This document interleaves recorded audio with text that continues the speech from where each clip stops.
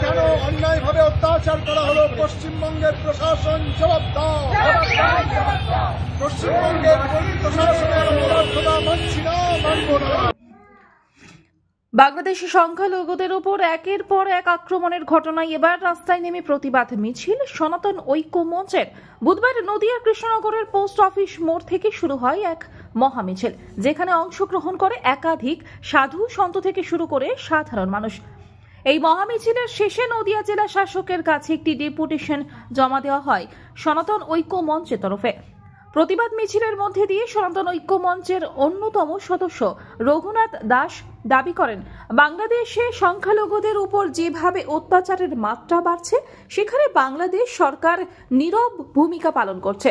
ভাঙা হচ্ছে মঠ মন্দির, বাড়ি জ্বালিয়ে দেওয়া হচ্ছে। পাশাপাশি চিন্ময় প্রভুকে চক্রান্ত করে গ্রেপ্তার করেছে বাংলাদেশের পুলিশ। সংখ্যালঘুদের কণ্ঠ রোধ করার চেষ্টা করছে ওখানকার সরকার।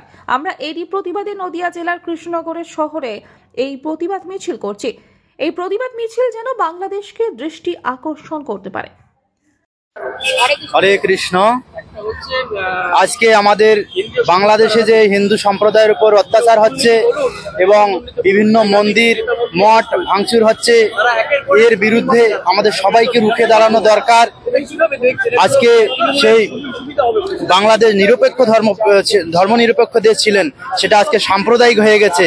সমস্ত মুসলমানরা তারা হিন্দুদের উপর অন্যায়ভাবে অত্যাচার করছেন এবং তারা চিন্ময় প্রভুর বিরুদ্ধে একটা মিথ্যা মামলা রটিয়ে দিয়েছেন, যে রাষ্ট্রদ্রোহ মামলা। মুসলমানরা যখন বাংলাদেশের জাতীয় পতাকার উপর দাঁড়িয়ে নামাজ পড়ে বা সেটাকে অপমান করে, সেই দেশের পতাকার উপর অন্যান্য দেশের পতাকা লাগিয়ে দেয়, সেটাতে কোনো দোষারোপ হয় না। আর এটা মিথ্যা একটা মামলা দিয়েছেন তারা। আমাদের সকল হিন্দু সম্প্রদায়কে একজোট হওয়ার আহ্বান করি। তারা সকলে মিলিত না হলে আমাদের ধর্ম আজকে অধঃপতিত হয়ে যাচ্ছে। এই জন্য সকলের কাছে আহ্বান, সমস্ত দল মত নির্বিশেষে শুধু সনাতন ধর্ম হিসেবে আপনারা একজোট হয়ে প্রতিবাদ গড়ে তুলুন এবং সারা বিশ্বে আমাদের সনাতন ধর্মের ডঙ্কা বাজিয়ে দিন। এটাই আমার আহ্বান। নদিয়া থেকে মাধব দেবনাথের রিপোর্ট, আনন্দ বার্তা।